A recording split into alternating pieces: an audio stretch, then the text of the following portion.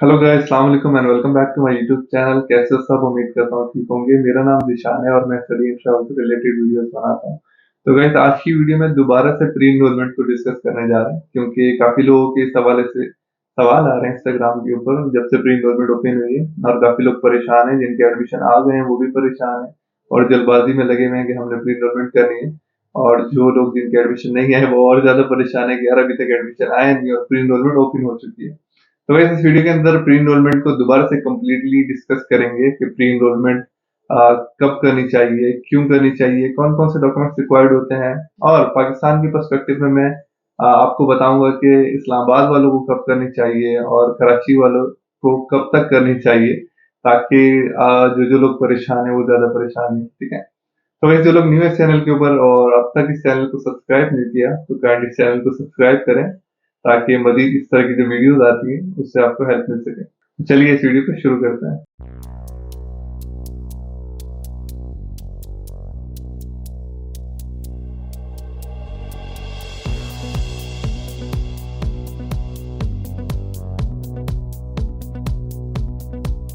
तो सबसे पहले प्री इनरोलमेंट का जो कॉन्सेप्ट है उसको डिस्कस कर लेते हैं कि यार प्री इनरोलमेंट क्यों करनी चाहिए। तो जैसा कि मैंने आप लोगों को पहले भी प्रीवियस वीडियोस में बताया था कि इटली का जो प्रोसेस है टोटल 4 स्टेप्स के अंदर होता है। ठीक है। तो इसमें सबसे पहला स्टेप जो है एडमिशन लेना होता है आपने, जो काफी लोगों ने अभी तक सिक्योर कर लिया होगा। ठीक है। तो सेकंड फेज जो होता है ये प्री इनरोलमेंट का होता है, जो अभी आप लोगों ने करना है। ठीक है। थर्ड फेज भी बता देता हूँ। थर्ड फेज जो होता है आपका स्कॉलरशिप होता है। ठीक है, जो कि जून में अनाउंस होती है। और फोर्थ फेज आपका वीजा होता है, वो भी जून के बाद ही ओपन होता है। ठीक है। तो ये 4 स्टेप में आपका प्रोसेस होता है। अब आप हो सेकंड फेज के ऊपर, प्री इनरोलमेंट के ऊपर। ठीक है। तो प्री इनरोलमेंट क्यों करनी होती है? प्री इनरोलमेंट का जो मेन मकसद है वो इसलिए इन्होंने रखा है क्योंकि आप जो स्टूडेंट्स जो हैं वो किसी एक यूनिवर्सिटी में अप्लाई नहीं करते, वो मल्टीपल यूनिवर्सिटीज के अंदर अप्लाई करते हैं। मैं फॉर एग्जांपल मैं अगर अपने लिए कर रहा हूँ तो मैं कम से कम 3 यूनिवर्सिटीज में तो एप्लीकेशन करूंगा, उसमें से अगर मुझे 2 यूनिवर्सिटीज में भी एडमिशन मिल जाता है तो मैं किसी एक के लिए प्री इनरोल करूंगा। तो प्री इनरोलमेंट रखने का मेन मकसद यही था कि इन्होंने ये एक सेंट्रलाइज प्रोसेस रखा हुआ है कि आप जितनी भी यूनिवर्सिटीज में अप्लाई करो, जितनी भी यूनिवर्सिटीज से आपको एडमिशन मिले, बेशक एक से मिले या 5 से मिले, आपने प्री इनरोलमेंट करनी है एक वेबसाइट के ऊपर जिसका नाम यूनिवर्स इटली है, जिसका मैं लिंक भी डिस्क्रिप्शन में दे दूंगा। तो इस वेबसाइट के थ्रू आपने प्री इनरोलमेंट करनी है, ताकि उस यूनिवर्सिटी को भी पता हो कि आप उस यूनिवर्सिटी के लिए वीजा अप्लाई करोगे। ठीक है। जब आप प्री इनरोल करते हो, आपकी जो है आपकी जो डॉक्यूमेंट्स हैं वो आप उस पोर्टल पे अपलोड करते हो और वो डॉक्यूमेंट्स यूनिवर्सिटी के पास जाते हैं। यूनिवर्सिटी भी उसको इवेलुएट करती है कि हाँ यार, हमने स्टूडेंट को एडमिशन दिया भी था या नहीं दिया था। इवेलुएट करती कि एडमिशन दिया था, सारी चीजें क्लियर है। फिर एक समरी एम्बेसी को फॉरवर्ड कर देती है। तो एक समरी जो है एम्बेसी को फॉरवर्ड होती है, दूसरी समरी वो उस पोर्टल पे डाल देते हैं जिस पोर्टल पे आपने प्री इनरोलमेंट की होती है, और उसी पोर्टल से आपने वो समरी डाउनलोड करनी होती है और उसका प्रिंट निकाल के अपनी वीजा फाइल के अंदर लगाना होता है। तो मेन मकसद प्री इनरोलमेंट का यही होता है, ताकि उस यूनिवर्सिटी को ये पता हो कि यार ये स्टूडेंट जो है ये हमारी यूनिवर्सिटी के लिए वीजा अप्लाई करेगा, और वो उसके डॉक्यूमेंट्स को वैल्यूएट करके एम्बेसी को फॉरवर्ड करते हैं। तो एम्बेसी को भी पता चलता है कि यार ये स्टूडेंट इस यूनिवर्सिटी के लिए वीजा अप्लाई करेगा। तो जो भी वहाँ का अपॉइंटमेंट सिस्टम है, अगर एम्बेसी ने अपॉइंटमेंट देनी है तो एम्बेसी आपको अपॉइंटमेंट देगी उस समरी की बेस पे।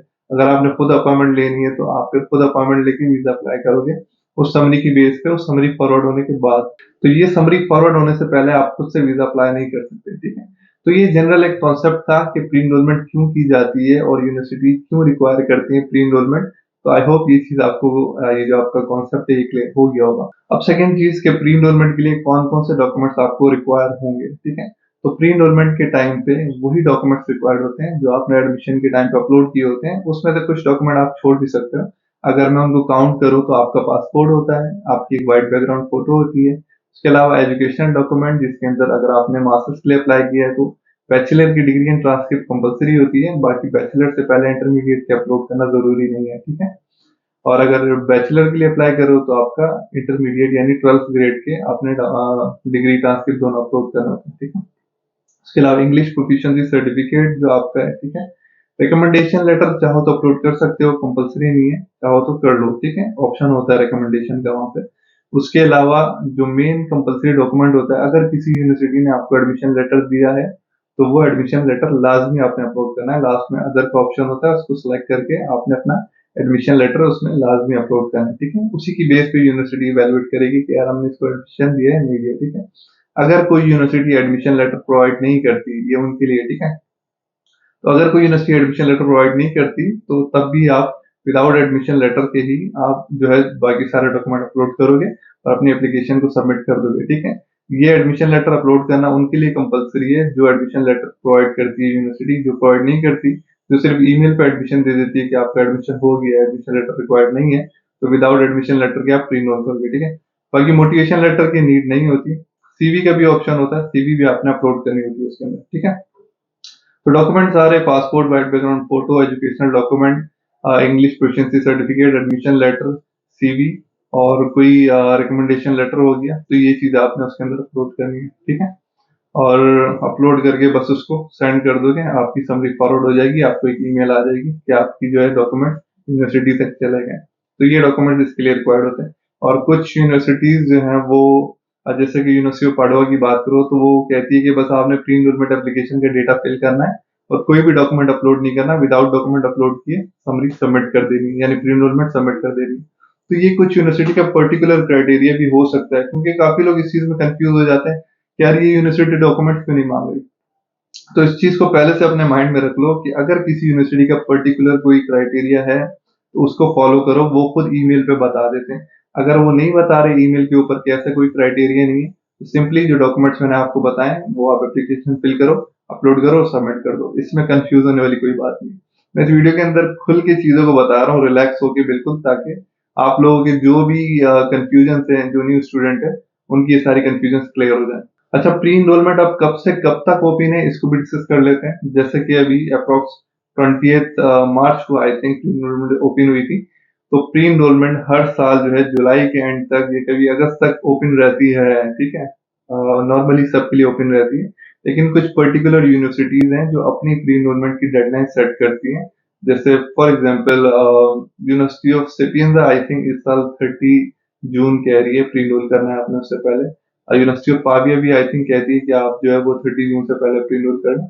तो इस तरह से कुछ यूनिवर्सिटीज की कोई पर्टिकुलर डेडलाइन हो सकती है, वो आपको कहेंगे कि आपने इस डेडलाइन से पहले लाजमी सबमिट करना है। लेकिन जो जनरल डेडलाइन होती है ओवरऑल, वो अप्रोक्स जुलाई के एंड तक कभी चलती है, कभी अगस्त के एंड तक चलती है। और कुछ यूनिवर्सिटीज की डेडलाइन देर तक भी होती है, यानी वो आपको सितंबर अक्टूबर तक भी प्री इनरोल करने देती है। तो ये डिपेंड करता है कुछ यूनिवर्सिटीज की डेडलाइंस के ऊपर भी, ठीक है।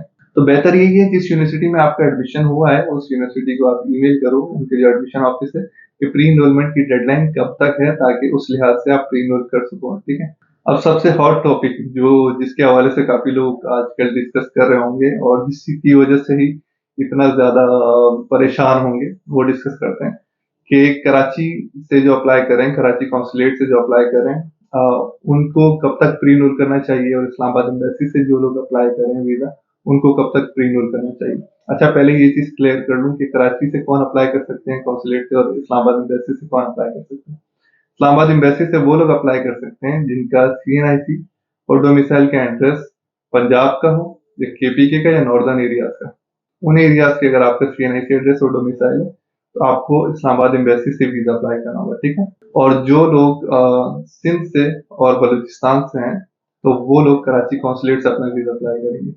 तो आप अपने अपने एड्रेस देख लो, उस लिहाज से फिर आपने प्री इनरोल करना होगा, और प्री इनरोल के दौरान आपने वो एम्बेसी सिलेक्ट करनी होती है कि भाई इस एम्बेसी में मैं अप्लाई करूंगा। ऐसा नहीं कि आपका एड्रेस इस्लामाबाद का है और आप प्री इनरोलमेंट के दौरान कराची का आप सिलेक्ट कर लो, तो उससे मसला हो जाएगा। जब आप कराची आओगे सबमिट करने तो आपकी वीजा फाइल रिटर्न कर देंगे।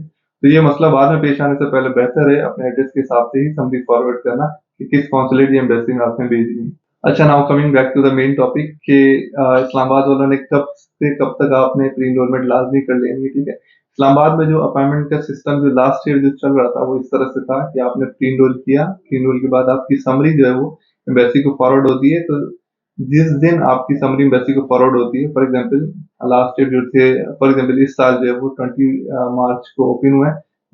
किसी स्टूडेंट की समरी जो है वो 1 अप्रैल को जो है वो समरी फॉरवर्ड होती है एम्बेसी को, ठीक है। फर्स्ट स्टूडेंट है वो, तो जिसकी 1 अप्रैल को समरी फॉरवर्ड हुई है उसको सबसे पहले अपॉइंटमेंट मिल रही थी, फिर जिसकी सेकंड को हुई है उसको उसके बाद मिल रही थी, फिर थर्ड वाले को उसके बाद, फोर्थ वाले को उसके बाद।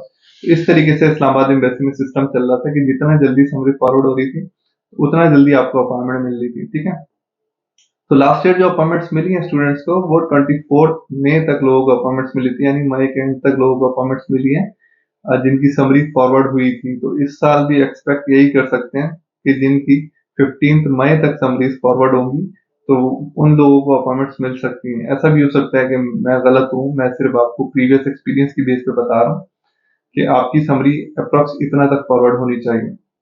देखो ये चीजें जो मैं बता रहा हूँ ना, ये प्रीवियस एक्सपीरियंस की बेस पे बता रहा हूँ। ऐसा नहीं है कि 100% करेक्ट हो सकती है, इसमें कुछ चेंजेस भी हो सकती हैं, लेकिन आपका काम है इन चीजों को सुन के एहतियात करना, ताकि लास्ट ईयर जिन्होंने गलतियां की हैं या फिर गलतियां हुई हैं, मुझसे भी गलती हुई थी कुछ केसेस के अंदर, तो ये जो गलतियां हुई हैं तो इससे आप अपने आप को बचा सको। ठीक है, तो आपने जो इस्लामाबाद से जो जो लोग अप्लाई कर रहे हैं वो कोशिश करें कि मई के सॉरी अप्रैल के एंड से पहले पहले आपके पास कम से कम एडमिशन होना चाहिए। जिनके पास अभी एडमिशन नहीं है तो वो भी ये माइंड में रखें कि यार अप्रैल के एंड से पहले पहले हमारे पास एडमिशन होना चाहिए और मई की 15 या 20 तक हमारी समरी एम्बेसी को फॉरवर्ड होनी चाहिए, ताकि कोई एक्सपेक्टेशन हो कि यार हमारी अपॉइंटमेंट मिल जाए। ठीक है, अगर प्रीवियस ईयर के हिसाब से ही प्रोसेस चलता है। अगर कोई चेंजेस आती है इस साल और एम्बेसी कहती है कि यार अब एम्बेसी समरी फॉरवर्ड नहीं करेगी, अब आपने मैनुअली अपॉइंटमेंट लेना है। जैसे पिछले साल से पहले, ठीक है, 2 साल पहले जो था वो जब आपकी समरी फॉरवर्ड होती थी आपने खुद ऑनलाइन अपॉइंटमेंट बुक करनी होती थी।